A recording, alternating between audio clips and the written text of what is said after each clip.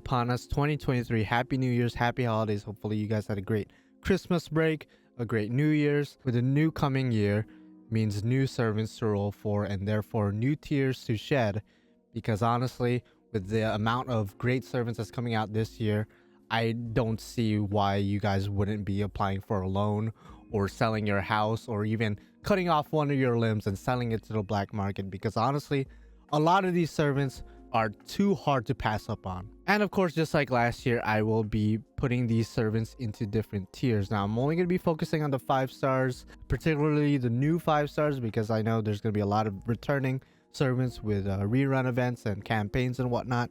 But I'm only going to focus on the new servants that are coming for 2023 as far as 5 stars go. Shout out to Kalia Mamjina, who made a nice little calendar, I guess you could say, of all the events and banners, or most of the events and banners, especially the new ones that are going to be coming out next year in chronological order. It's just a hypothetical thing. He kind of said it here as well. It's all hypothetical. Things could change with NA. For my tier list, the top tier is 100% have no argument. These are basically the Castoria level servants, the Scotty level servants, the Merlin level servants, where it doesn't matter what kind of player you are, it doesn't matter what kind of servants, how many servants you have in the game, doesn't matter how long you've been playing the game.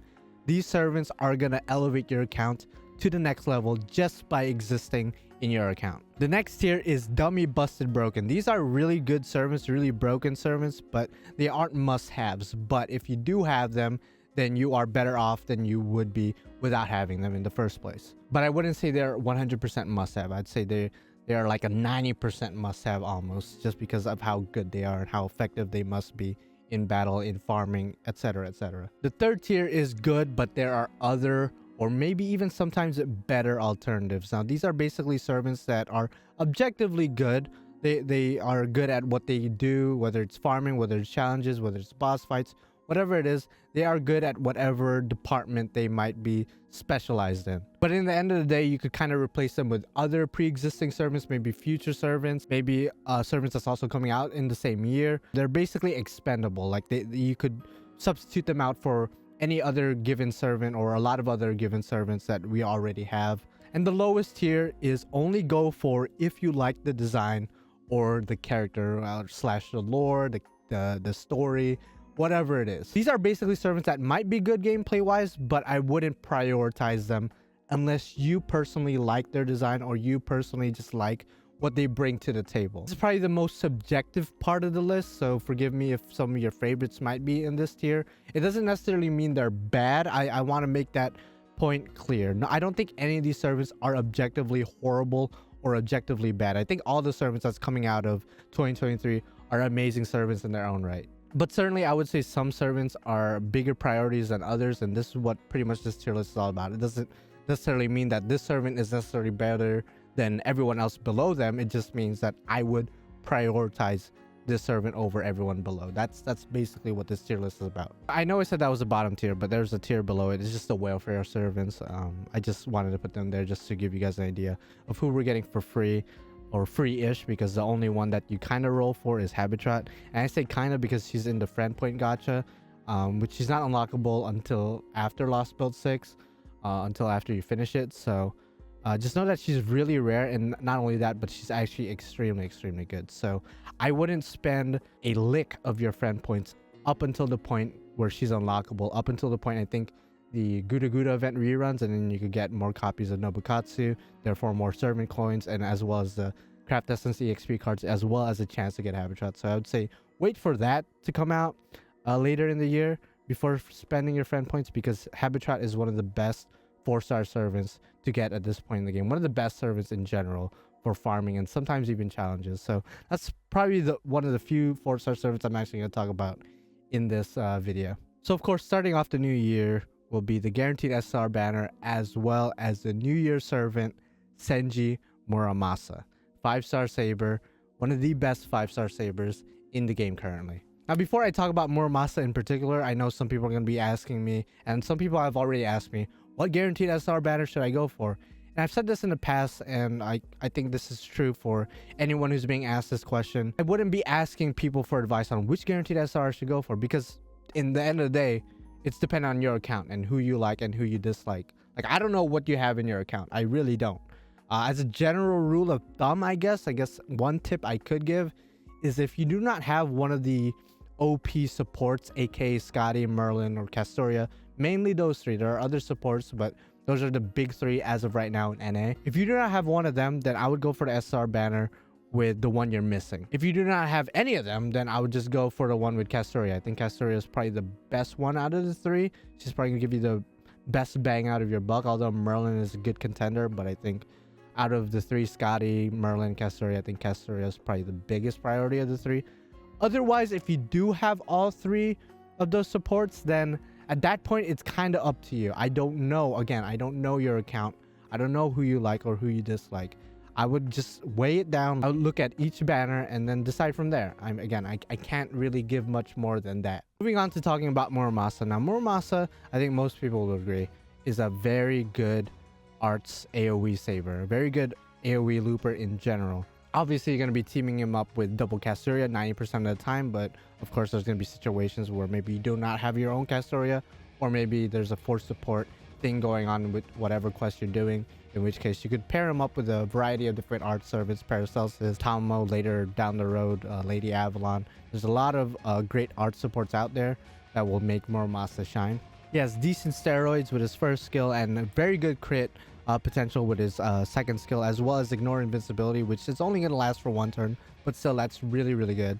And of course, he also has his own 50% battery, as well as a buff to himself that allows him to get NP back 10% at level 10 every time he hits with a normal attack. So very good at NP looping, very good at critting, very powerful servant in general. And when you look at his noble phantasm, this is where things get kind of crazy with him. Not only does he have pierce, he also has defense ignoring, so it really doesn't matter what kind of defensive buff the enemy has, unless you're fighting some kind of Castoria like enemy, which you don't really fight ever. He also removes offensive buffs, as well as increases his NP strength by 10% for 3 turns, which is really good for a looper, because that just means that every time he uses NP, he gets stronger and stronger with each consecutive turn.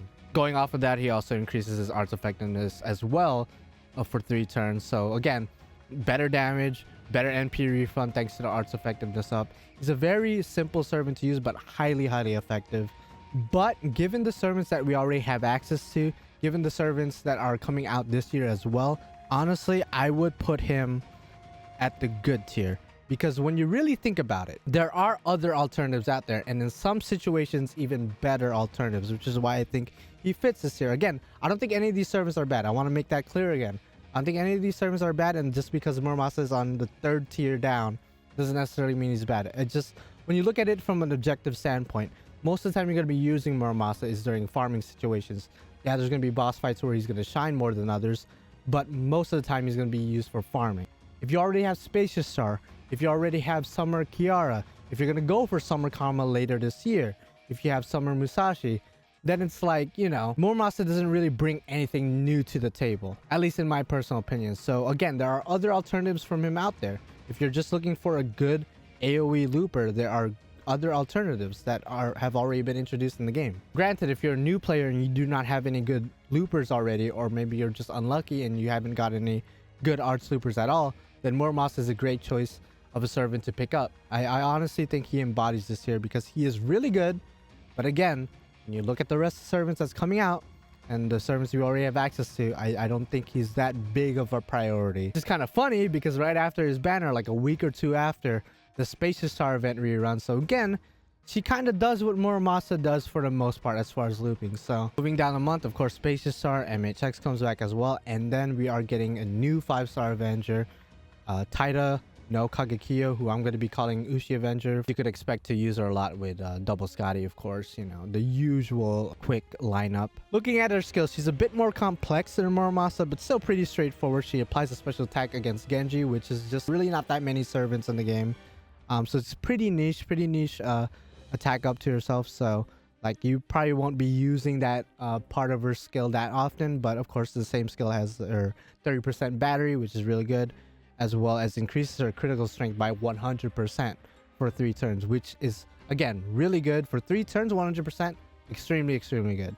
Of course, it also decreases the allies' critical star gather rate, which is like not that big of a deal because you want the crit stars to go to her. So honestly, that's a welcome debuff on the rest of the party. Second skill is where it gets kind of interesting, where she applies guts to herself, which of course is pretty straightforward. Instant death resist for 3 turns, which could be useful depending on the situations. But the third part of her second skill, when she triggers guts, basically she gets 1 grudge of vengeance buff onto herself for 10 turns. And basically what that allows her to do, it goes hand in hand with her NP. Skipping ahead real quick, looking at her NP, basically there's a max of 4 stacks. She triggers guts 4 separate times during that 10 turn period.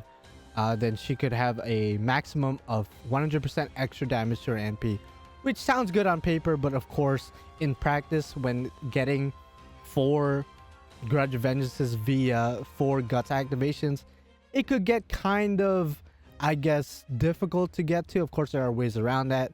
There's like craft essences to target her as well as give guts to her.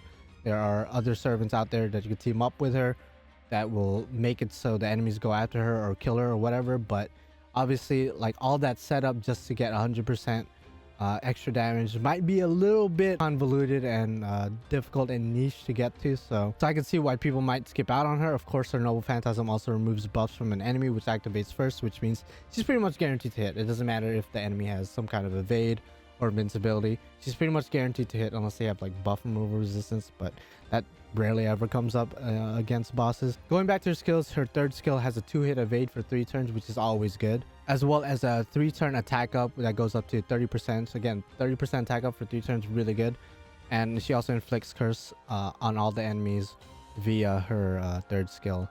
And she also inflicts curse with her NP as well, if I'm not mistaken. Yeah, she does. So in terms of crit, she's going to hit really hard, especially given the right support with her, whether that's double Scotty, or I think you could throw in Ashia Domon or some other servant that could help elevate her crits to the next level. Her Grudge of Vengeance niche and Genji niche might hold her back a little bit because, again, the Genji thing, it's very rare you're going to face those servants with that trait on them. And triggering 4 guts to get only 100% extra damage is a lot of setup. When you look at other servants with similar niches, like let's say Yang, a personal favorite of mine, all she needs to do is inflict burn on the enemy to do 150% extra damage against enemies. That's 150% with just 1 burn debuff on the enemy, which you could do easily with command codes or skills or whatnot. Whereas with Ushi Avenger, you need to trigger guts 4 times to get 100%. So, you know, she's strong, she's really good, and if you get there, then she's gonna hit extremely hard. In fact, without them even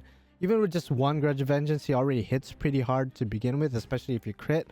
So she's honestly not that bad of a servant, but I would say comparatively speaking, despite how good she could be and how big of damage she could inflict, I think the fact remains that Castoria was just introduced to NA. Most people are going to be relying on their art servants, and then later in the year with the introduction of Koyanskaya on 2023 anniversary, most people are going to be moving on to busters and then switching back and forth with arts. In fact, that's the way it is right now in JP. The quick meta, I guess you could say, is kind of on the back burner, whereas the other 2 cards are pretty much the dominant cards. So I would say, looking at it from that standpoint, I would say Ushi Avenger should be in the bottom tier. Only go for her if you like her designer character. I'm not saying she's bad. Again, want to make that clear. None of these servants are bad. I just think, comparatively speaking to all the other servants coming out, I don't think she is that big of a priority. And this is coming from somebody who went for her and has her at NP2. I just don't think she's as big of a priority. Moving on to February, we are going to be getting a Romulus Queerness raid up again, as well as the new Valentine servant, Caren, or Amor, but I'm going to call her Caren because that's what I've been calling her for the past couple of years. Just like Ushi Avenger, she's another quick servant to be introduced into the game, but this time she is a 5-star ruler and an AoE servant at that. Looking at her skills, she is a pretty interesting servant. So her first skill, she protects everyone, although herself is for 3 hits, everyone else is for 1 hit, but I mean, invincibility is invincibility in the end of the day. But what's interesting about her first skill is that she absorbs 10%, up to 10% NP gauge from the 2 other servants that you might have with her. And this is interesting because her looping kind of relies on the NP gauge of the rest of the party. So you want to make sure that if you're bringing a support Scotty, that they have at least the second append skill unlocked for their Scotty. That way, Caren has NP at the start to steal. It goes without saying for your Scotty as well, they need to have NP gauge at the start, whether it's via some kind of craft essence or second pen skill unlock, which I would think would be the easiest one to go with. Because again, if they don't have NP gauge at the start, then Caren's looping capabilities is going to be diminished. Depending on your luck with RNG, she also increases NP gain for all the allies except for herself. So if you have an arts card for both Scotties at the beginning, you could use their arts cards and then Caren's NP, and then she could drain whatever NP they gain from the arts card on that. But at the same time, I think it's just simpler to just unlock their second pen skill and then just be done with it. Funny enough, the rest of her skills have some kind of battery built in as well. So her second skill also increases her NP gauge by 30%, as well as putting target on herself, which is fine. I mean, if she's being protected via her first skill or just being a ruler in general. And then her third skill increases her NP gauge with another 20%. So she effectively has a 50% battery built in, as well as an extra up to 20% via her first skill for 3 turns. So as far as quick servants go, she is a very capable looper. I don't think she's as effective as, let's say, an arts looper, but she's still a very good servant if we're just looking at quick servants in general. In fact, I think post buff, because she gets a buff a year after she comes out during her rerun campaign banner, where she deals extra 150% damage against chaotic enemies, which honestly is a decent amount of enemies, and then of course decreases quick resist for all enemies for 20% for 3 turns. So really strong servant. I think she's actually one of the hardest hitting AoE quick servants in the game. So she's definitely not a servant to I guess scoff at just because she's a quick servant, and just because most people are going to be focusing on their arts and buster servants. But I think in the end of the day, that's still kind of a factor. But again, given the fact that she is one of the hardest hitting and she is a capable looper, I honestly, I might get some flack for this, but I would put her on the same tier as Muramasa. I would say Muramasa is still the better servant out of the two, but I wouldn't put Caren with Taira. I think having one or a couple of quick loopers in your account just in case you need to rely on Scotty if you want to, I think that's always good. And just looking at Caren's kit, she's a really good servant, able to protect the team, able to provide herself enough NP to loop, given the right circumstances. Again, if both Scotties have at least a little bit of NP gauge before her first skill procs. So you want to make sure that again, if you're going to be teaming up with double Scotty, make sure that they have NP at the start. That way Caren's able to loop effectively. Extremely good servant for a quick servant. But again, other alternatives, if you already have Dantes, Lancelot, even if you're just focusing mainly on farming, then really there's other alternatives out there. And again, depending on the situations, even better alternatives. So yeah, that's where I would put Caren. Of course, say Shonagon also comes back for Valentine's, and then we might get a Proto Arthur rerun for the download campaign, whichever download campaign that is.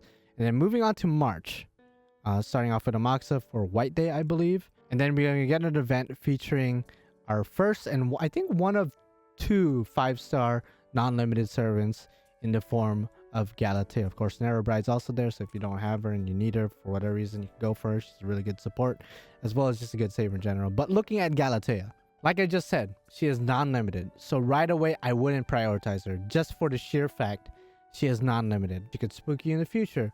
They might do another SSR ticket in the future where she might be available. Who knows? Again, for non-limited servants, as a general rule of thumb for me, especially at this stage in the game, this late in, I wouldn't prioritize the non-limited servants. That's just my opinion though. Looking at her from a gameplay standpoint, she has a triple buster card lineup, which is kind of funny because she's an art servant. But honestly, that doesn't really hold her back, because given the rest of her kit, it kind of makes sense. And she's actually one of the strongest single target servants in the entire game. Not even kidding. She really is. So she has good steroids for both arts and buster, as well as buff removal resist, I believe 100% at level 10. So really good for 3 turns buff removal resist. That's really good when it comes to boss fights. And as a single target servant, she is extremely good for boss fights. And she also has a 20% battery, which, I mean, 20% is better than 0%. So second skill is pretty simple. Just apply guts and then increases her own defense. Really nothing too crazy about that. Her third skill, which gets buffed later, but looking at it when it first came out, for 3 turns, she restores the HP of everyone by 2000 HP, which is a maximum of 6000 HP if you look at all 3 turns. and then clears debuffs for all allies each turn. That is insane. That is crazy. Again, for boss fights where there might be a lot of debuff shenanigans going on, she is actually a pretty exceptional servant. And when she gets her buff, I believe within the same year, sometime around December, she gets a buff where, in addition to that 3-turn delayed restore HP and clear debuff, she also gives a buff to herself that increases her NP gauge up to 10% if you use buster cards for 3 turns. So even though she's triple buster, she could actually loop pretty effectively if you use a buster combo. Her NP is pretty straightforward as well, deals damage to single enemies, so single hit, as well as decrease NP gauge for a single enemy by 1. So really good when it comes to just keeping the enemy at bay and keeping them from using their normal phantasm. And this is where it gets kind of crazy. She also increases her own NP strength for 3 turns by 20% depending on overcharge. But for 3 turns, if she keeps looping, she's going to hit harder and harder, kind of like Muramasa, kind of like Space Star, where they hit harder and harder with each consecutive turn after using their NP. So very good servant, very good utility with the buff removal resist, decent survivability with the guts and defense, as well as just healing the team and then clearing debuffs for 3 turns. That is very, very good. In fact, I believe when she first came out, if I remember correctly, people were comparing her to Vlad, because Vlad is also a 5-star Arts Berserker known for not only crits, but known for NP looping. So the question became, who's better, Galatea or Vlad? And I think the consensus, even after all their buffs, is Vlad is better when it comes to looping and when it comes to, I think, crits. I think those are the 2 things he excels at over Galatea. But I think when it comes to just utility, being able to heal the team, being able to clear debuffs, being able to retain their buffs thanks to the buff removal resist, and just generally doing big damage, might have less looping capability. I think Galatea has that over Vlad. Otherwise, I think if you already have Vlad and you don't really care about Galatea and you're just curious like, is she better than my Vlad right now?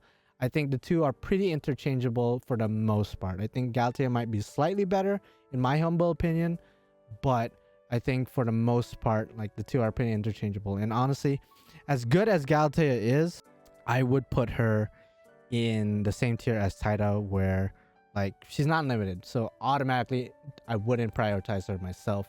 It's just maybe you like her design. Maybe if you're a new player, honestly, if you're a new player, like you just started a couple months ago or a couple weeks ago, or even as this event comes out, she would be a very good berserker to go for, because again, her built-in skills and her NP are insanity, especially if you have Castoria.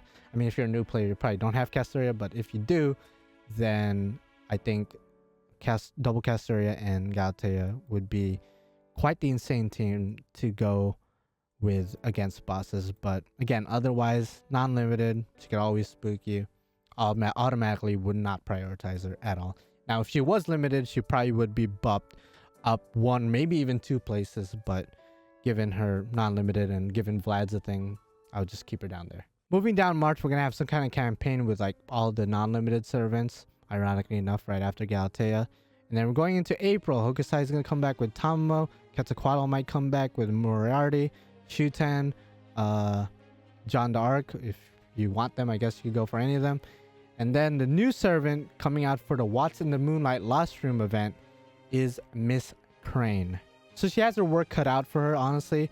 And I think most people are probably going to skip out on her because in the end of the day, she's really not necessary. And when I say really not necessary, I mean that in today's climate, in today's meta game, I guess you could say, where everything is all about NP looping, min turning, making sure you win the fastest, most efficient way possible. I don't think Miss Crane fits any of that criteria. I think she's mainly a servant to be brought into challenge quests and into boss fights, into even stalling teams even, where min turning isn't really the priority. So if you're one of those players who like min turning, who like efficiently farming, then she's definitely not the servant for you. But let me just say this, given her kit, given what she can do with her NP and her skills, I think she's one of the funnest servants to have access to in general. So her first skill applies invincibility to everyone except for herself, as well as critical star drop rate to everyone except for herself. So I mean, it is what it is. I mean, you kind of don't need a protector given her NP, but you'll see. She also drops crit stars based on the number of Spiritron dress users, which just means she drops up to 10 crit stars, up to 20 really, for every ally with some kind of costume on, in addition to their normal 3 ascensions. So they will be able to drop crit stars for Miss Crane, which she needs crit stars to function correctly. Let me specify that. Let me emphasize that.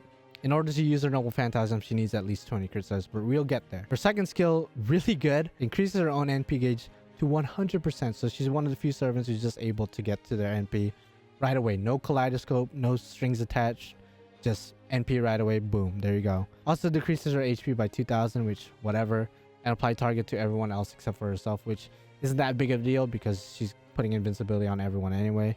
Of course, the target lasts for 3 turns as opposed to the invincibility only lasting for 1 turn, but whatever. Last skill increases critical star gather rate for an ally for 3 turns as well as her critical strength to that ally. Decreases her own HP again by 1000, but who cares. Applies instant death immune to that ally as well. So very good utility as far as that third skill. Good for, you know, generating that crit and of course making sure they don't get instant killed by some kind of King Asan or Nidochris or whatever enemy you might be fighting. This is where she's one of the most unique servants in the game. Her Noble Phantasm. So you gotta follow me here. Like I said earlier, she needs at least 20 crit stars to use her Noble Phantasm. Now, it doesn't use up the 20 crit stars. Don't get it twisted. You just need at least 20 crit stars in order to be able to use her NP. Again, doesn't use them up. Just you need them there to begin with in order to access it. So her NP increases attack to the leftmost ally aside from herself. So if she's the leftmost ally, it would be whatever servants to the right of her. That would be the leftmost besides herself. So it doesn't increase the entire party's attack, doesn't increase everybody but herself. It only increases the leftmost, essentially the one who is in the forefront of your team. So it increases their attack based on NP level, so 20, 30, 35, whatever NP level you might have, that's how much percentage you're getting. In addition to that attack boost, that same servant also gets a 30% NP strength up, so that's pretty good damage, pretty good additional damage. She also increases NP gauge to that same ally, which based on my experience doesn't really come into play that often, but I could see it coming into play depending on what kind of weird team you're gonna have Miss Crane in, which most of the time, if you're going to be using Miss Crane, it's going to be in some weird, like special, like big brain lineup that you just thought of at the moment. So where things get kind of fun, and this is what I was talking about when I said she's one of the funnest servants to use, is because she actually switches out. Meaning that after she uses her NP, she leaves and goes to the back of the party.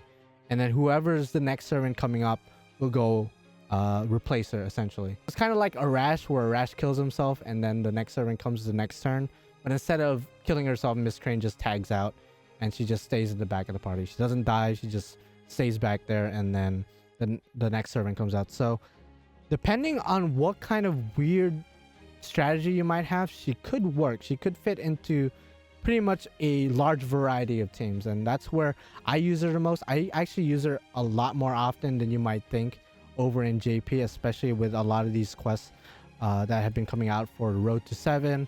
A lot of these quests that's been coming out that's giving those special craft distance with higher drop rate of ascension items, where you can't bring a friend's support servant. I find Miss Crane to be very useful for very niche quests, admittedly very niche, which is why I wouldn't prioritize her.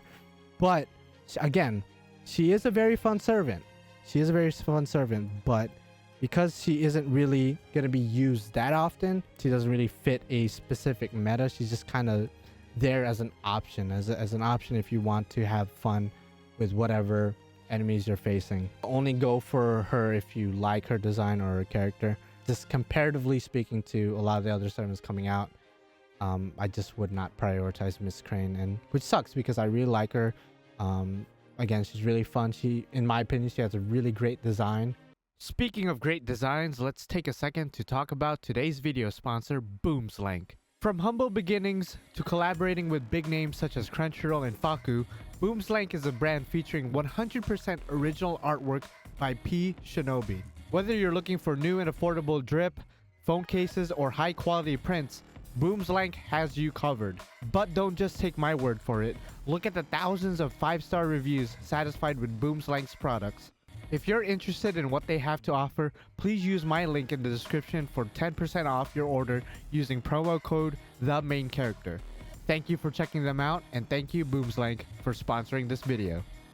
After Miss Crane, this is when things take a turn for either the worst or the best, depending on you. For the next 2-3 months, after Miss Crane, after this month, you better start praying. You better start applying for a loan.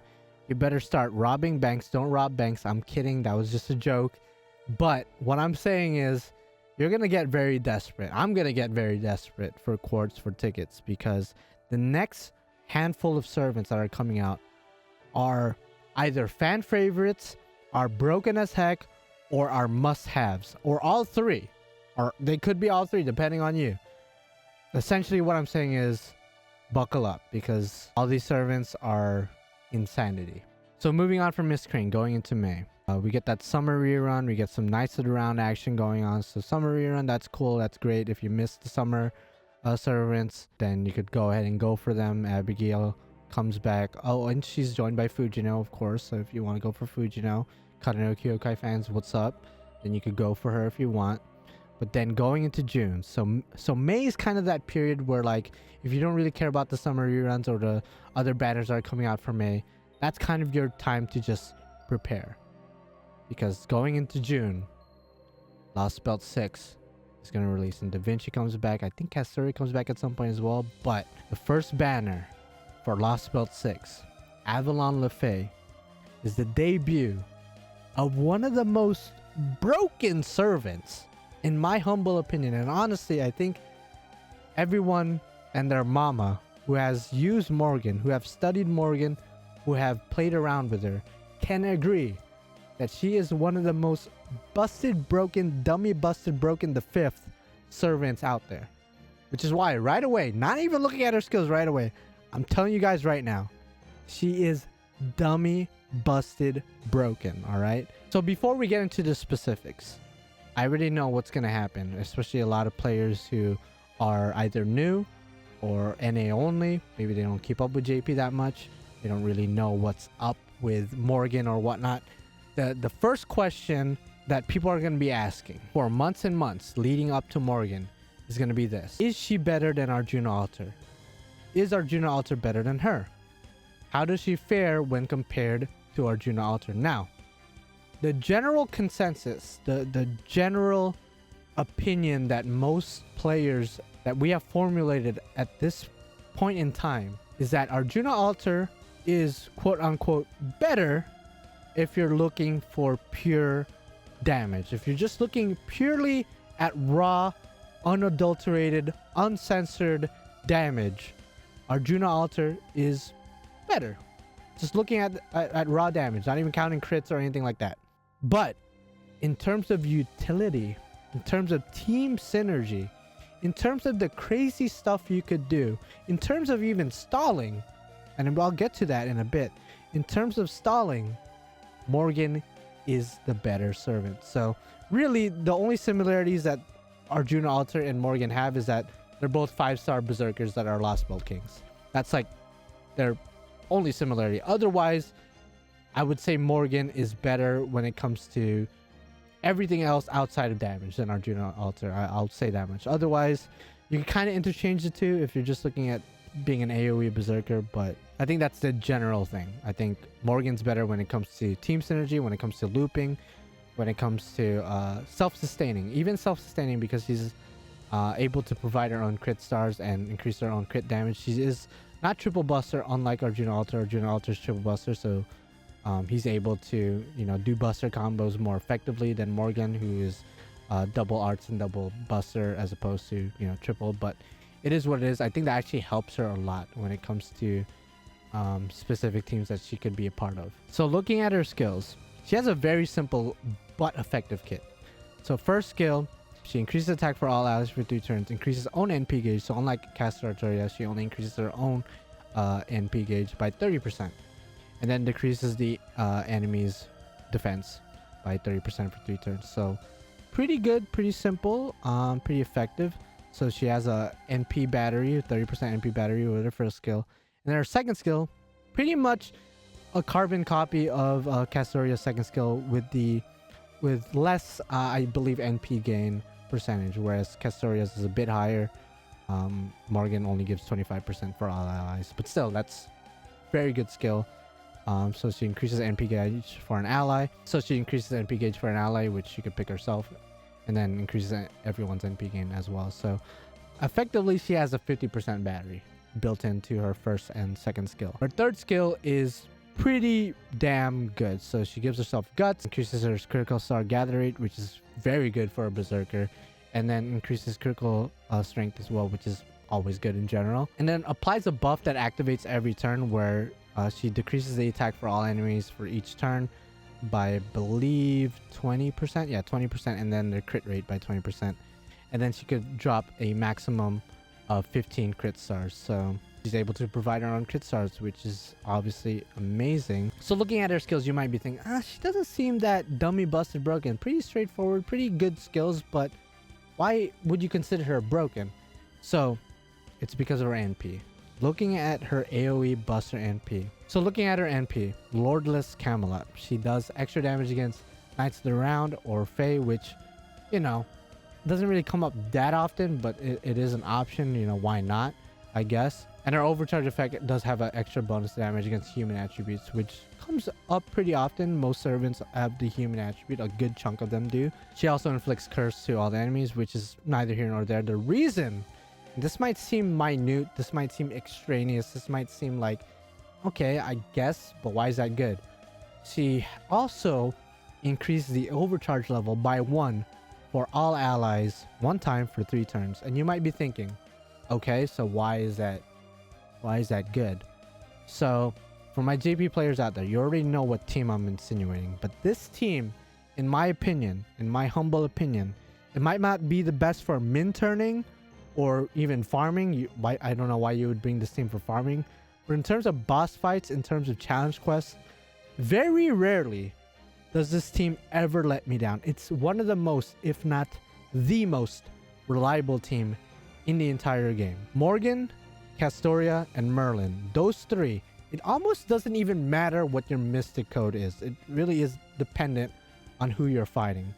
But those 3 in a team, doesn't matter what your mystic code is. I would even go as far as saying it kind of doesn't even matter what your craft SSs are. Those 3 in the team have insane synergy, and I think it's by design, because obviously those 3 are related by lore, and you know, if you know the story, you know the story. I'm not gonna go deep into it, but those 3 in a team is stupid broken. So the overcharge level to all allies, if you weren't aware, is really good with Castoria's NP. So if for whatever reason you're unaware what Castor Arturia's NP does, increases attack to all allies, clears debuffs, whatever, that's not what we're here for. What we're here for is that overcharge effect. So that overcharge effect applies anti-enforcement defense, which is basically invincibility but unpierceable, and to all allies for 1 time for 3 turns. So overcharge increases the number of times. So given Morgan's NP, if you use her NP first, it already overcharges everyone's NP level by 1.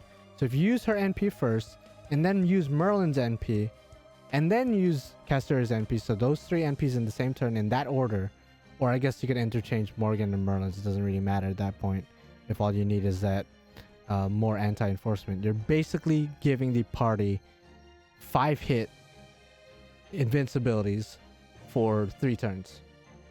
And that's insanity. And the reason why Merlin's in the team is because Castoria doesn't really have a way of healing herself or healing the team, and Morgan only heals herself.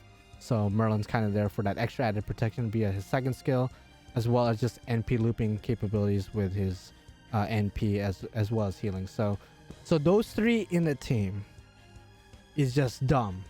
You get the heals from Merlin, you get the crit stars from Merlin, and a little bit from Morgan. You get the anti-enforcement defenses from Castoria, as well as the Omni invincibility from Merlin for that extra added defense if you need it. You get that overcharge level effect from Morgan, as well as the dummy damage she's able to do thanks to Merlin's buffs, and because she's a buster servant and she's able to crit and does extra damage against human attributes, and depending on who you're fighting, Fae or Knights of the Round. So that team has everything going for it. It has the heals, it has the clear debuffs, it has the protection, it has the crit stars, it has damage. It literally has damn near everything. The only thing it's really missing is like buff removal resistance and like a way to counteract NP seal or skill seal. Otherwise, again, I can't say this enough. It's the ultimate comfort team. And maybe I'm wanking it too much. Maybe other JP players are watching this like, it's not that great. But really, if you're lazy and you don't really want to think about it, if you're busy with work or school, or you want to do something else on the side, then I strongly recommend going for Morgan if you have access to Castoria, if you have access to Merlin. If you have those three in the team, I'm telling you, you'll thank me later. Those three, unbeatable. Damn near unbeatable. That's primarily the reason why I personally would put Morgan at dummy busted broken tier. Otherwise, if she didn't have that overcharge effect, honestly, she would be at the good tier. Honestly, like, she's good otherwise, but with that overcharge effect, she's just too damn good. She's just too damn good. Now, obviously, if you do not have access to Castoria and or Merlin for whatever reason, then I guess she's not that big of a priority, but honestly, she's still a really good servant. So I'll just keep her in that tier because to me, she's too damn good. Too damn good. Moving on from Morgan, Castoria should be coming back for like a rerun kind of part 2 banner-ish. Then we're gonna get some kind of narrow fest. So moving on to July, we get a guaranteed SR banner for anniversaries. I believe 6 anniversaries. So like I said earlier in this video, guaranteed SR banners, it depends on you. I don't know what's in your account, so you pick what's best for you. Again, general rule of thumb, if you do not have one of the great supports at this point, Scotty, Merlin, Castoria, then I would go for one of them. So whichever one you're missing. Otherwise, go for whichever guaranteed SR banner you want. So the part 2 banner for, or part 3, I guess, technically, the part 3 banner for Lostbelt 6 will include Melusine or Fairy Knight Lancelot. Joining her will be another Lancer in the form of 4-star Percival. I'm going to do what I did with Morgan and just automatically shoot her up to dummy busted broken. Now, admittedly, you're going to be mainly using her for farming. So you might be thinking, well, if I'm mainly going to be only using her for farming, why isn't she with Muramasa or Caren, who are also going to be primarily used for farming? I get that, but the reason why she is insanity, the reason why she's so good is because her 3rd skill and the amount of damage she does from her AoE NP is so damn high, given the right team, of course, that you could bring her as a 5-star Lancer. You could bring her to farm Sabers. You heard that correctly. You could bring her to farm Sabers. She basically said, screw class advantage. It doesn't matter. I'm a damn lolly dragon. I'm taking down these Sabers. I'm taking down anything that comes in my way. So she hits that dang hard. Of course, again, given the right team, basically double Koyanskaya Oberon, but we'll get there when we get there. Given the right team, she's able to farm Sabers. So, or I guess rulers for that matter. So she's an extremely good Omni farmer. And there's really only one, or I guess technically 2, but I don't really want to spoil the second servant. Really only 2 other servants in the game who are able to do what she does as a buster AoE servant. Her first skill, pretty damn good. Increase own attack for 3 turns by 40%. So again, she hits like a truck. No, not like a truck. She hits like a freaking dragon. And then applies damage cut by 500 to self, which who gives a crap? Who gives a crap? Increases own max HP, which is, I guess, is pretty good for 3 turns, and then increase the NP gauge by 30%. So she has her own NP battery via first skill, but wait till you get to that 3rd skill. Just wait till you get to that. So second skill, probably the least important skill, but it's still a pretty good one. Increases critical star gather rate for 3 turns, critical stars each turn for 3 turns, and then also drops crit stars. So not only does it drop crit stars right off the bat, but you get crit stars for 3 turns. Her 3rd skill is where it gets crazy. So usually she is an arts single target Lancer. So you could use her actually, funny enough, for arts looping for single target boss fights if you so desire. But I'm willing to bet 90% of players who use her are going to be using her for her AoE NP. And the way to access that NP is via her 3rd skill, which changes not only her Spiritron dress, changes her sprite, but also changes her NP from arts single target to buster AoE. And it also increases her NP gauge by 100%. So yeah, she is insanity. Give her Black Girl, she's able to get to 100% NP by herself. Just by herself, get to 100% NP. That's insane. And then apply invincibility to self for 1 turn. So she has a way to protect herself. She has a way to get her NP out right away. And she could change her NP via her 3rd skill. Obviously, if you're going to be using her as a single target Lancer, you probably won't use her 3rd skill. But again, I think most players are going to be using her just to become that Buster AoE dragon to farm out the craziest quests out there, because she hits so damn hard. It doesn't really matter how high the HP of the enemies are. She's going to be able to farm it given the right team. Also, keep in mind, they emphasize it here for Ascension 1 and 2. If you have her at Ascension 3 right off the bat, if you use her 3rd skill while she's already at Ascension 3, she will only gain these 2 effects: increase NP strength and apply invincibility. She won't be able to switch her NP back. She'll always be Buster AoE, but she also, probably more importantly, won't be able to increase her NP gauge by 100%. So if you're going to be using her, just keep that in mind. You're going to be keeping her in her 1st or 2nd Ascension, or she does get 3 costumes later. You're going to keep her in whatever Ascension corresponds to Ascension 1 and 2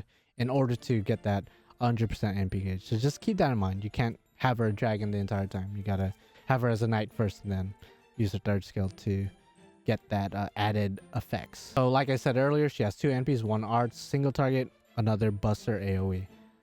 So again, she increases her own NP gain for 3 turns via her 1st arts NP, which again, you could use her as an arts looping single target Lancer, but otherwise, again, everyone's going to be using her for that Buster AoE because it's just too damn good.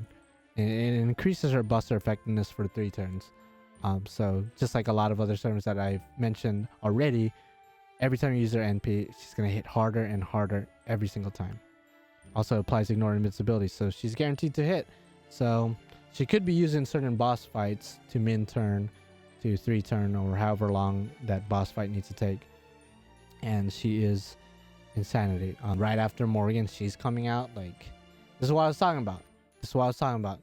Lostbelt 6, crazy.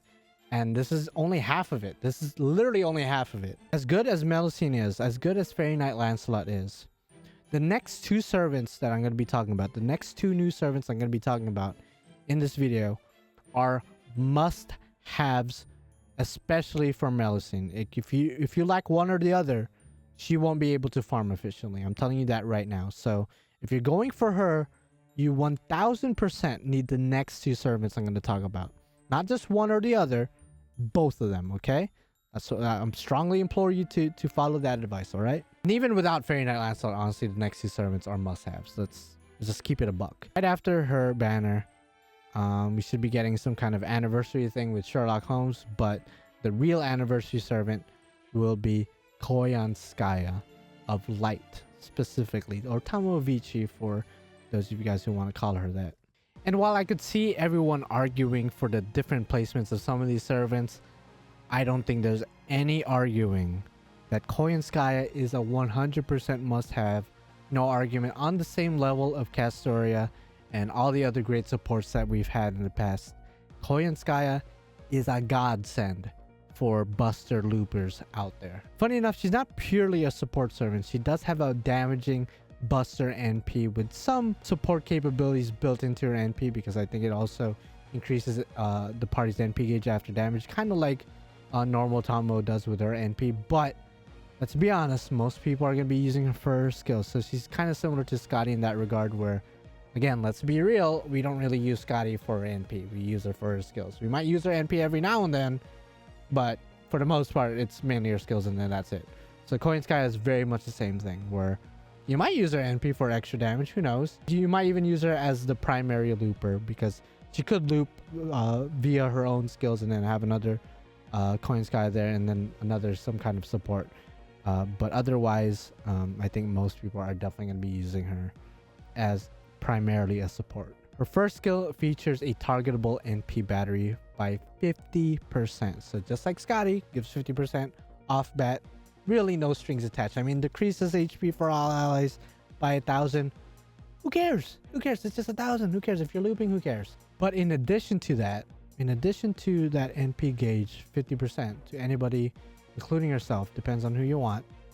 She also decreases skill cooldown for that targeted ally by 2 turns, meaning that let's say a skill typically takes 6 turns to cool down. If you use the skill on that servant, it's now only going to take 4 turns after that turn. So given you have 2 Koyanskayas, that's a total of 4 turns.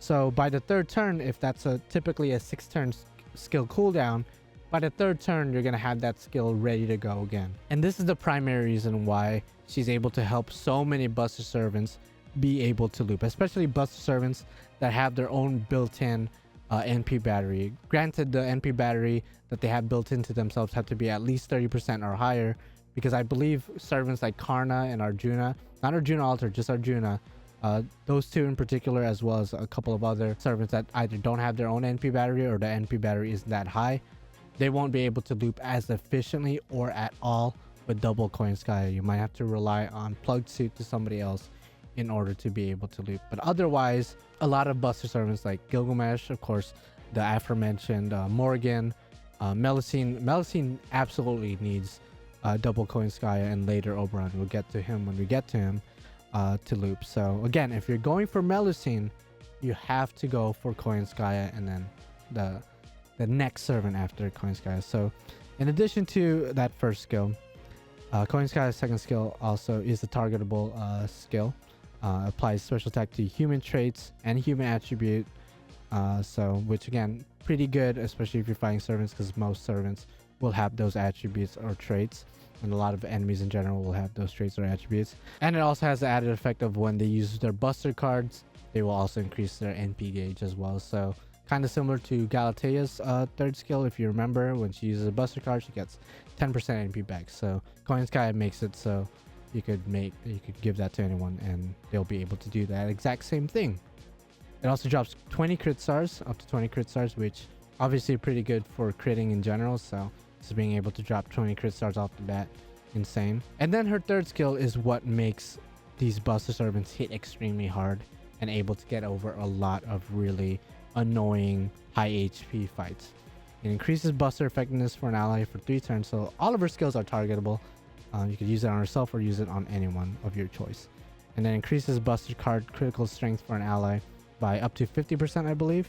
And then also increases their Buster card star gather. It's a very much a Buster centric servant. And I remember a couple years ago when Koyanskaya was first introduced, someone was arguing that, oh, now Merlin's useless. Honestly, Merlin isn't useless. They're both very different servants. Yeah, they both support Busters, but at the same time, Merlin is for the long game. Merlin is for stalling, whereas Koyanskaya is for like farming, and if you need to min turn and you have a way of min turning, then Koyanskaya is the way to go. But I think they're both ultimately used for different purposes, I think. Moving on to her NP, which again is probably the least important thing about her, is she increases her own attack by 20% 1 turn. It's just like whatever. Deals damage to all enemies and then decrease NP gauge for all enemies by 1, which could be useful utility wise, who knows. And then increases NP gauge for all allies by, I believe, 10%, just 10%.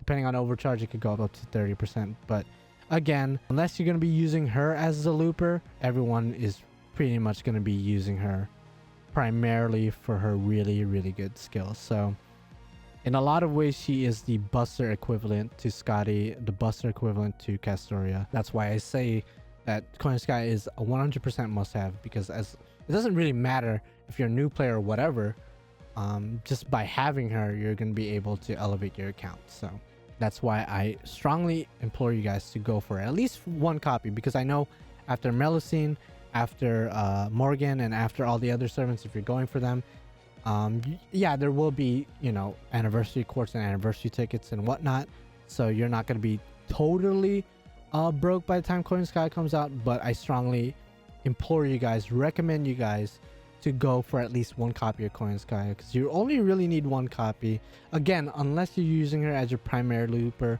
And for every other servant that you're going to be using for looping, especially on this list. At least go for them for at least NP2 because you want your loopers to hit as hard as possible. So for Koyanskaya in particular, if you're going to be using her as a looper, then at least go for 2, maybe 3 copies if you want. But honestly, given the servant that comes after her, it's going to be hard to even get her to NP2 just because given the next servant, you want as many quartz and as many tickets as you can. Because the Lostbelt 6 banners aren't over yet. I don't know how exactly you're going to do this with NA.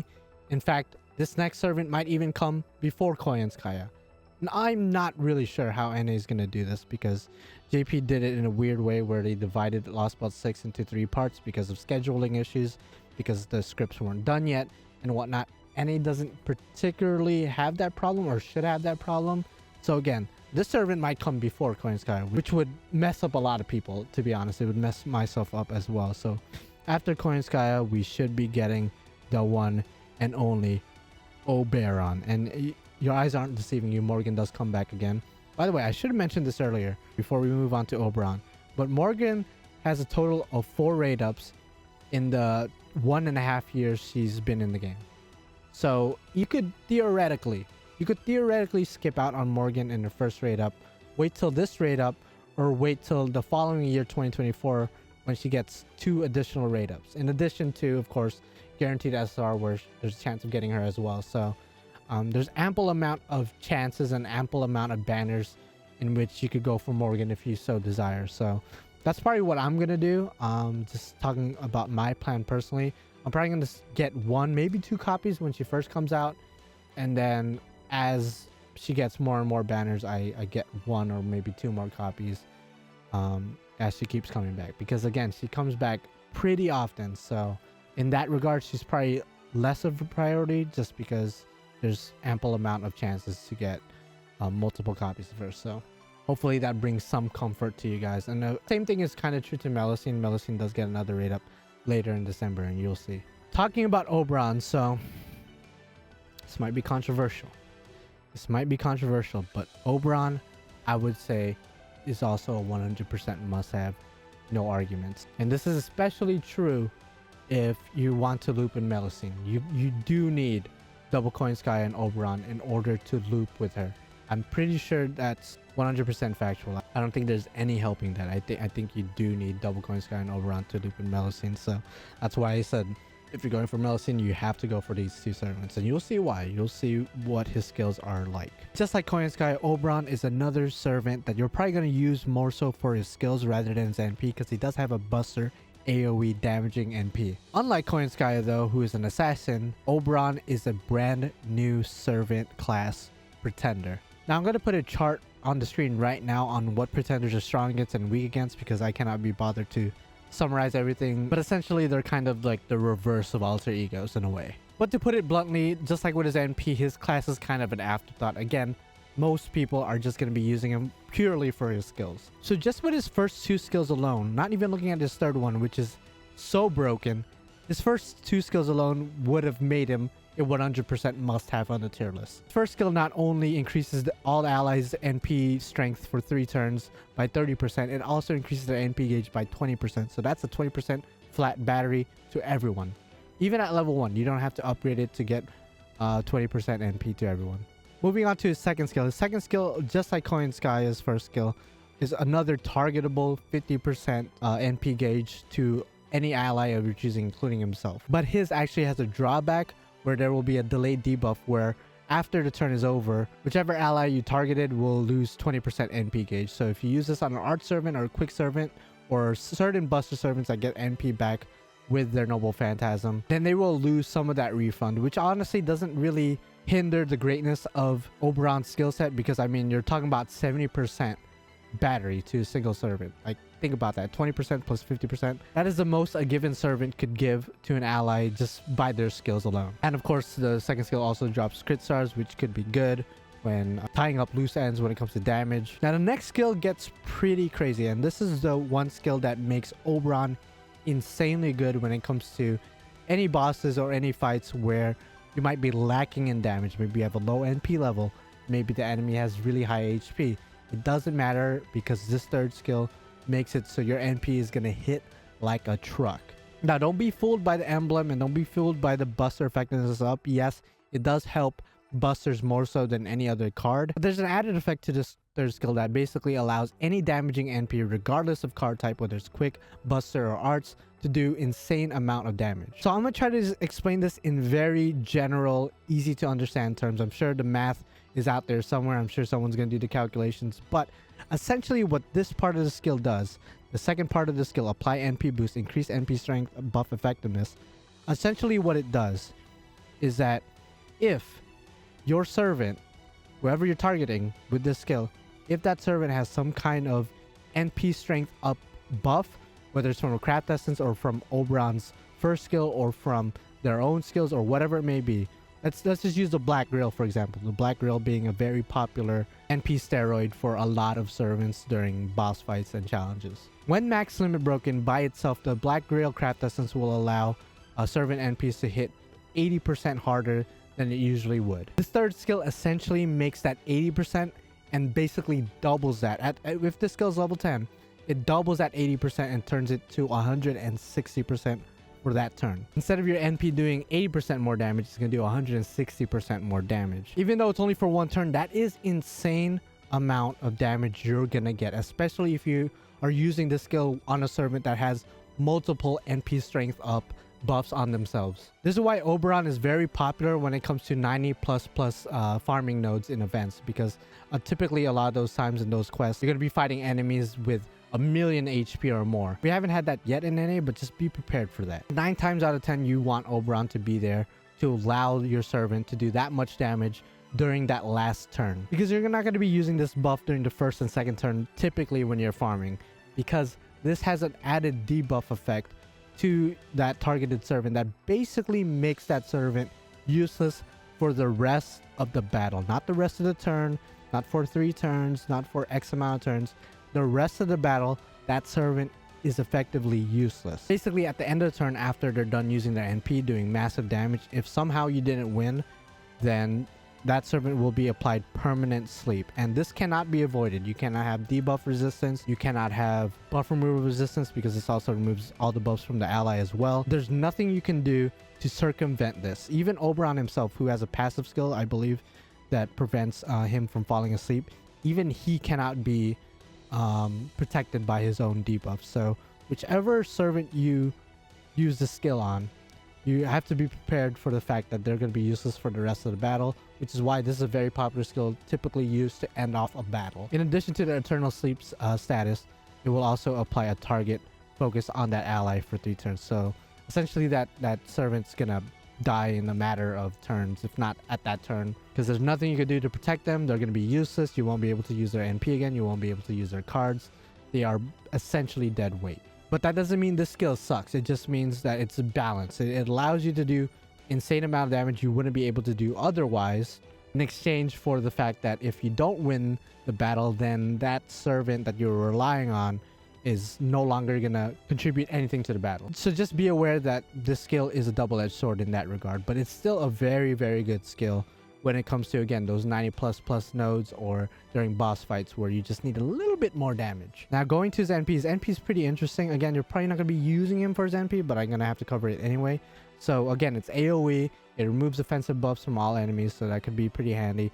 It also inflicts sleep to all enemies, and sleep is very similar to stun or charm, where it prevents the enemy from really doing anything for that turn unless they get hit. So anybody that has Summer Abigail, who's I believe the first person to introduce sleep, when she puts enemies to sleep and then attacks them, they wake up that turn. So it's basically kind of a worse version of stun and charm, because unlike stun and charm, you know, this one could be broken just by you attacking them. But Oberon's NP kind of circumvents that a little bit by applying invincibility to all the enemies as well that gets hit by his NP. So not only are they asleep, but they will be applied invincibility for that turn. So even if you full combo or have other NPs afterwards, unless they pierce, it's probably not going to wake up the enemy, because they're essentially not getting hit. He also does super effective damage against lawful enemies, so that could come in handy. This NP is pretty good. It could effectively save you a turn by putting the enemies to sleep.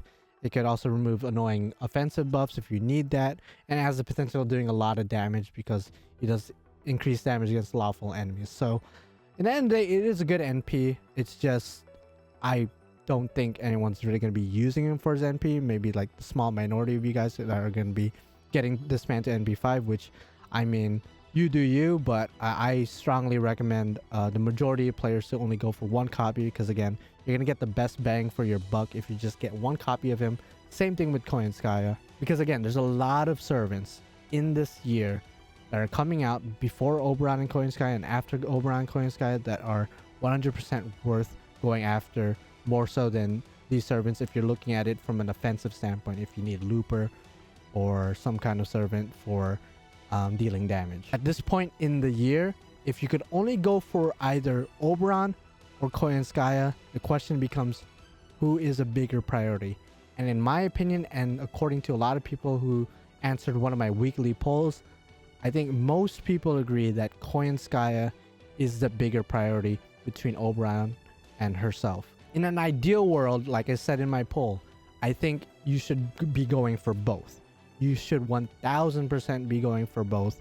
A lot of Buster teams, like for example with Melisyn, needs both Koyanskaya and Oberon. Not every single Buster looping team needs Oberon, but pretty much all Buster looping teams will need Koyanskaya. All efficient ones, that is. Whereas Oberon, in a lot of ways, he's just used as kind of another waiver, in the sense that he's used close that damage gap that you might have with a low NP level servant or maybe a high HP enemy. And if you need that extra NP battery and extra NP gauge. I'm not saying he's exactly the same as Waver or even Rhaenys, because obviously Oberon has his third skill that basically puts him on a different level from those two, and an extra 20% NP as opposed to 50%, but you get the idea. He's just there to close that gap, and which comes in handy, don't get me wrong, with the 90++ nodes for a lot of farming nowadays in JP. I just think Koyanskaya is a bit more of a priority. That's just my opinion. And I know some people brought up the argument of like, well, Koyanskaya gets another raid up during the next New Year's banner, whereas Oberon doesn't get another raid up till like a year and a half, 2 years almost later. So I could kind of get that. You could essentially go for Oberon first and then wait like 6 or so months until Koyanskaya comes back. You could do that, but not even looking at returning banners, I would still pick Koyanskaya over Oberon. That's just my opinion though. Otherwise, if you could afford both, go for both, because I'm going for both. I think most of you guys are going for both. It's just, I know some of you guys will be in deep trouble once these banners drop, because again, I don't even know if anniversary courts and tickets will be enough to save you from both of these Goliaths when it comes to support servants. So again, Morgan does come back, and then she's going to come back 2 more times the following year, so you keep going for her. And then moving on to September, ironically enough, we're going to be getting the new summer event a little bit late, so this is, I believe, the pre-campaign for summer.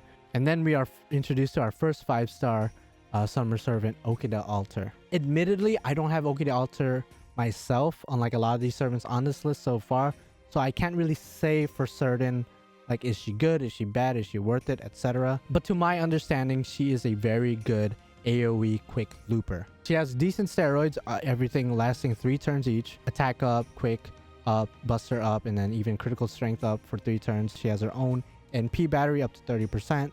Again, 30% is better than 0%. And she also increases her NP gain via her third skill, as well as some kind of protection 2 times for 3 turns. So she has a protection, she has the NP gain, she has good steroids. So really nothing else to ask for as far as her skill set goes. And her NP doesn't even seem to be that bad either, because it also removes defensive buffs, including, of course, invincibility, evade, defense up, etc. And that activates first, so she's always guaranteed to hit. She also increases her quick effectiveness. Kind of wish it lasted for 3 turns, so that way she would have that Muramasa Spaces star effect, where she hits harder and harder with each consecutive NP, but I digress. Otherwise, as a 5-star Saber, she's not that bad, especially as a quick servant, but at the same time, especially after being introduced to Koyanskaya and then the previous year Castoria, most players are gonna be juggling their arts and buster servants, so a good quick looper like Okita Alter, you know, it's cool and all, but she doesn't really add anything crazy to the table, I guess. But because I did put Caren in the same tier as Muramasa, I am gonna reluctantly put Okita in the same tier as Muramasa and Caren, just because, just like Caren, even though she's a quick looper, she's exceptional at what she does, that like I would be foolish to put her at a lower tier. But at the same time, I'm not saying she's at the same level as Muramasa. I think Muramasa is still a little bit maybe a little bit better than Okita Alter as a AoE Saber, but at the same time, one is arts, one is quick, so it really depends on you and what you have. So if you're gonna pick one or the other as far as sabers go, I mean, it depends on you. Me personally, I think Muramasa is still a little bit better, but you know, maybe my Okita owners could let me know if I'm just totally off base. Again, I don't have her, so I can only judge her based on what I've seen, what I've heard, and what I'm looking at right now. Of course, with every summer event, we are gonna get another banner, and this one is featuring, of course, Avenger Kama. Unlike Okita Alter, this is actually a servant I do own. As an arts looping AoE servant that's an Avenger, automatically people are going to be comparing her to Spacious Star. And based on my own tests, I actually sat down and actually tested this out back when I had Kama at NP2. I also have Spacious Star at NP2. And I had them at the same exact level, same exact skill level, same exact stats as far as like foes go, same buffs, same type of enemies. I believe it was a QP quest. And just like a lot of other people that also tested comparing them both, I found that the general consensus seems to be that Avenger Kama is better when it comes to looping, but when it comes to damage, Spacious Star edges out. Depends on what you want. And that's not to say that Avenger Kama hits like a noodle. Like, she hits pretty hard, especially since I believe she does extra damage against charmed enemies. So guaranteed at that third turn, once you charm all the enemies, she's going to hit like a truck. So at least for that third turn, she's going to be comparable, if not surpassing Spacious Star. But that's the general thing. In terms of damage, Spacious Star.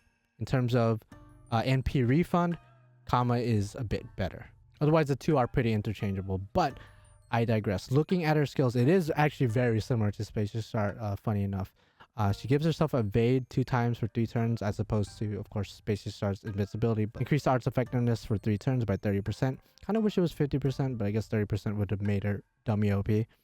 Second skill, she does give herself an NP strength for 3 turns by 20%, and then a chance to charm all enemies for 1 turn. And typically, you're going to be using this skill during the last node, at least in my experience. And then her third skill is another 50% battery. We've been getting that a lot, as well as inflict flame of love for 3 turns when attacking for 3 turns. So she inflicts this special debuff to the enemies. It increases her overall damage, increases Summer Kama's overall damage by 10% for each flame of love that they might have. It's up to 100% damage, which this comes in handy actually pretty often, I'm not gonna lie, because like I said, you know, most people will say Spacious Star hits harder, but it really depends. If you're able to set up the flame of love and you're able to charm the enemy, Kama Avenger actually edges out in terms of damage. And then her NP is pretty straightforward. Decreases the NP's defense for 3 turns, which doesn't activate first. I kind of wish it activated first, but it is what it is. She also does extra damage against charmed enemies, which again, you could access easily with her second skill. Kama obviously is going to be in the same tier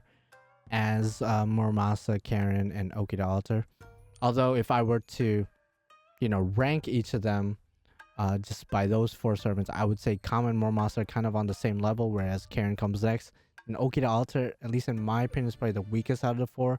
Ashia Domon also comes back for summer, so if you guys failed to get him previously, then he comes back this time around. Going into October, we're going to have some kind of pre-Halloween campaign, and then we're going to be introduced to a brand new foreigner, a 5-star foreigner, Jacques de Molay. And lo and behold, it's another AoE servant with a 50% battery. This time, just like with Caren, she is another AoE quick servant. So the question becomes, is she better than Caren? Is she comparable? Are they kind of the same? I would say overall, probably Karen's the better quick servant of the 2, but Jacques de Molay isn't that bad. So her first skill is some kind of charisma for 3 turns to the party. Critical strength for all allies as well, which is pretty good, and increases their NP gauge as well. So she does give a battery to everyone. In addition, she also puts the evil trait on all allies except for herself, and I think she's already evil, so it doesn't really matter. Yeah, she is. So she has that little niche going for her, so she could synergize pretty well with other servants that take advantage of like evil trait allies or something. Speaking of synergy, the second skill actually synergizes really well with her first one because it applies invincibility to all allies with the evil alignment except for herself, but she also applies invincibility to herself as well, so it doesn't really matter.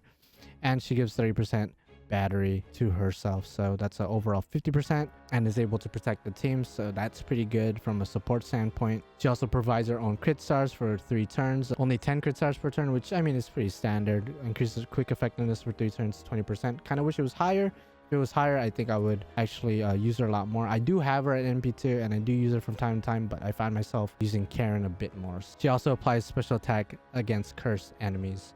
She's kind of like an AoE version of Yang, but instead of focusing on burn, she focuses on curse, and she's a quick servant as opposed to arts. That's kind of what she is, especially since they're both foreigners designed by the same person. So again, she deals damage to all enemies, inflicts curse to them, and then inflict curse damage up by 100%. So she definitely synergizes well with, let's say, Van Gogh, who also plays around with curse, and maybe Ashia Domon, who's also evil, and she also increases NP strength for 3 turns. So if you're able to loop her, you can do more damage every single time you use her NP. So pretty good in terms of damage, pretty decent when it comes to looping, but I think if you're going to be comparing her to Caren, I think Caren is slightly better and more efficient than Jacques de Molay. And this is coming from somebody who likes Jacques de Molay. I tried really hard when I went for her, thankfully got her at NP2, but if I were to objectively put her in the tier list, at least comparatively speaking to all the other loopers we got this year, I think she's definitely at the lowest tier down here. And I'm not saying she's bad.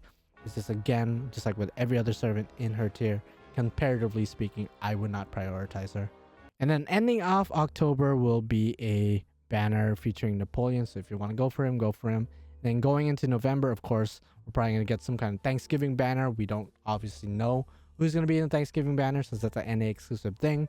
But we could, theorize and guess based on servants that haven't had a raid up in a while. Speaking of servants coming back, Ibuki already comes back for one of the download campaigns, which I find interesting because she was literally introduced a year prior, but she's already getting a download campaign. If you want to go for Ibuki then, or even Kentoki or Watanabe no Suna, then they're going to be coming back around November. And of course, an FGO year wouldn't be complete without some kind of Gura action going on. And this particular Gura event will introduce our very first 5-star quick caster, Izumo no Okuni. I hope I got that name right. So like I said, she's the very first caster with a quick NP, so automatically people are going to be like, maybe she's worth going for, who knows. And as somebody, again, and I hate to say this, I don't have her, but based from what I've seen and based from what people have told me and have said, based from what few battles I've seen her in, she's actually pretty decent, pretty good at what she does. She has decent batteries with buster and quick effectiveness for 3 turns, a way to protect herself 2 times for 3 turns, which is always good again. She also has some critical buffs as well, but they only last for 1 turn, which is unfortunate. And her third skill is pretty interesting because it has a skill cooldown for an ally by 1, so you could do some skill cooldown for shenanigans in a longer battle, as well as a 50% battery. So, getting to her NP isn't that hard. She has crit starts as well that drops with her 3rd skill.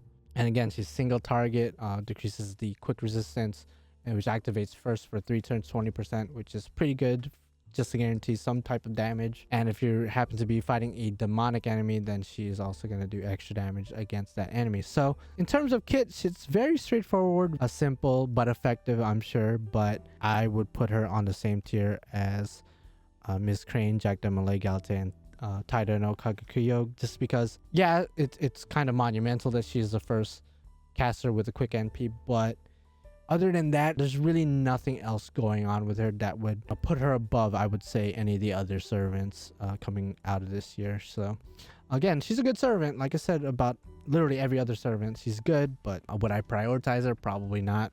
Moving on, this Gura event will not only have a part 2 banner featuring a returning Nobunaga, but will also have a new 5-star Lancer, Sakamoto Ryouma, who was originally, of course, a 4-star free rider in the past, but now is a fully fledged 5-star Lancer. But just like his normal rider self, he has an arts NP, but unlike him, he has an AoE as opposed to a single target. And I think the general consensus when it comes to him is that he's pretty good as far as looping, but his NP refund isn't the best. So he might need a plug suit Oberon or a plug suit Tamamo or plug suit some other servant aside from 2 caster areas to recover his NP in order to farm. So looking at his skills, he has an arts effectiveness to all allies, so pretty good from a support standpoint as well, and increase NP overcharges by 1 for all allies. So synergizes really well with Castoria in a similar fashion as Morgan in some ways, because the NP overcharge will obviously help Castoria's NP, and you're most likely going to be teaming up Ryouma with Castoria to begin with. Also increases everyone's critical strength, so that's always welcomed. Second skill is what really makes him a really good servant, even though he is not exactly the best looper, because not only is it a 50% battery, but he also applies debuff immunity to himself for 3 turns, not one time 3 turns, just 3 turns flat debuff immunity, as well as buff removal resistance for 3 turns, not one time use, literally just 3 turns of just being immune to debuffs and being immune to buff removal. In boss fights where you're going to be debuffed to hell or buff removed to hell, he literally cannot be affected by those 2 factors, which is something you can't really say about a lot of other servants in the game in general. And then his 3rd skill further increases his art's effectiveness for 3 turns another 30%, so that's an overall 50% if you count his 1st skill. Then increases his buster effectiveness as well, and then drops crit stars per turn. Very, very good skill set, very straightforward, and again, the 2nd skill is just insanely good. So looking at his NP, again, AoE arts, so automatically you're going to be trying to use them to farm, but again, his NP refund, to my knowledge, isn't quite the best, so you might have to plug it into another servant of some kind in order to mediate his lack of NP refund. Otherwise, he does increase his own NP strength for 3 turns by 20%, so again, he's literally gonna hit harder with each consecutive NP. And then he has an interesting kind of additional buff that activates first with his NP that increases his defense by 50%, which is a crap ton by 1 turn. I don't know how often that comes into play, but I could see that coming into play in much harder, longer, drawn-out fights. I don't think he's necessarily meant to be a farming servant. He could farm, just not as efficiently as others. I think he's more so for those very annoying quests with a lot of debuffs and buff removal, and where you need somebody you could loot but not necessarily farm, you know what I mean? So again, I think he's a great servant. In terms of farming, maybe not the best. In terms of utility, I think he's probably second to none when it comes to the servants that come out this year. So for that reason alone, if he didn't have that buff removal resistance and that debuff immunity, I probably would have put him on the lowest tier. But because he has that as an option, and he could loop given the right circumstances, granted not as efficiently as Kama or Muramasa, I will put him at good, but there are other and better alternatives. Again, depends. If you want a better farmer, probably don't bring him, but if you need somebody with really, really good utility when it comes to those very annoying fights, then you might want to look into Sakamoto Ryouma Lancer. And to end off the year in December, Galatea and Hokusai are coming back, which is always fun. Funny enough, Galatea is coming back, and I believe she also gets a buff, so this is when she gets her buff that I talked about earlier. Scotty also comes back, so I strongly implore you guys, if you don't have Scotty at this point, go for Scotty. Literally go for Scotty. Especially if you went for Okita, Alter, Jacques de Molay, or Caren, go for Scotty. And ending off the year is Taigong Wang or Jiang Ziya. I think that's his name, but I'm gonna call him Taigong Wang because I'm used to calling him that. So he's a 5-star rider with a quick NP, and he is actually one of 2 non-limited servants along with Galatea to come out of this year as far as 5-star goes. So just like Galatea, I honestly wouldn't prioritize him for the sheer fact he is non-limited. But of course, let's just look at his skills and then go from there. So to my understanding, I think he's like a quick support, like a semi-quick support, and he could loop himself, I think. So he increases quick effectiveness for all allies for 3 turns, as well as NP strength for 3 turns on all allies, all of them 50%. So pretty decent, pretty decent. Second skill has a skill seal to all enemies, which could be good depending on the situation, as well as extra attack to demonic and divine. So he has a little bit of a niche there, but given that he covers 2 niches, I would say that's pretty darn good. I mean, 50% on both. So if you're facing an enemy that happens to have both, then he's gonna do big dummy damage. And his last skill is a battery to himself as well to the allies. So himself gets 30%, and then all the allies will get 20%. So again, pretty good 3rd skill, pretty straightforward. And then NP, as far as I know, he's supposed to be some kind of a quick looper himself. He also decreases quick resist to all enemies for 3 turns. So if you bring him against a lot of enemies with HP breaks, then you could stack these quick resistance, and then every time he uses NP, he hits harder. So that could be pretty good. He also deals super effective damage against divine enemies. So if you stack that with his 2nd skill, he could go up to 200 to 250% extra damage depending on what they have. So he has the potential of hitting pretty damn hard. But again, as good as he might be, I would say just because he's non-limited, I would put him at the most bottom tier. Because yeah, he's a quick support of some kind, but he's not on the same level as I would put Scotty or Summer Scotty. And he is a non-limited. I would say he's definitely better, in my opinion, as far as supporting quick servants. Definitely better than Osaka Bay in that regard. If you want an additional quick support, then by all means you could go for him. Otherwise, I would just hard skip him and then save for whatever next following year has to offer. So again, full credits to Kalia Mamjuna for creating this comprehensive, easy to understand list. Again, a lot of these are hypothetical, so we don't know for a fact if these are going to be, you know, the order in which these are going to come out. I don't know exactly what they're going to do for Lostbelt 6 and Anniversary, since they overlap, and Anniversary should be in early July. Should be announced during Anime Expo of next year, so I'm not sure what they're going to do for the Lostbelt banners, if they're going to be pushed back, pushed forward, or clumped together. But otherwise, this is pretty much my tier list right here. Again, I wasn't going to focus on the 4-star servants, but if I were to talk about at least one 4-star servant, again, Habitat, save your friend points for when you unlock her. Looking at the rest of the tier list, as far as the 5-stars go, only go for it if you like the designer character. I have Taira here. Galatea, she was limited, then I think I would put her higher because she is an effective servant. Otherwise, she could always spook you, and then Vlad also exists, so. Miss Crane's also here. Again, I like Miss Crane, I use her all the time, but objectively speaking, she's kind of unnecessary. But she is very fun to use. Jacques de Molay is down here. If she had better looping, I would put her just as high as Caren. Then she's kind of an easy skip for those of you guys who don't really care about her. Izumo no Okuni, again, I don't have her, but based on what other people have said, single target quick caster. When is that ever gonna come into play, I guess? But, you know, I'm sure she's good in certain situations. And Ziya or Taigong Wang, I would say, is not really that much of a priority. Same thing as Galatea, where they're both non-limited, so automatically I would eliminate them from any other higher tier. All the servants in the good tier are pretty much servants that could NP loop to an extent, but in the end of the day, there are pre-existing servants or servants that come after that could fill their role in a farming situation. Of course, when it comes to certain bosses, certain servant classes, they might do better than other pre-existing servants or servants that come after, but for the most part, 90% of the game is farming and NP looping, so someone like Spacious Star or Edmund Dantes and other loopers could fill their roles just as fine. And then the dummy busted broken tier, of course, has Morgan and Melusine or Fairy Knight Lancelot, because those two servants are just insane. Melusine when it comes to farming and just dummy damage. And then of course Morgan's also good with farming, but she could also do a stalling team with Merlin and Castorian herself. Just such good synergy with those three servants that basically trivializes most challenge quests out there. And then the 100% have no argument.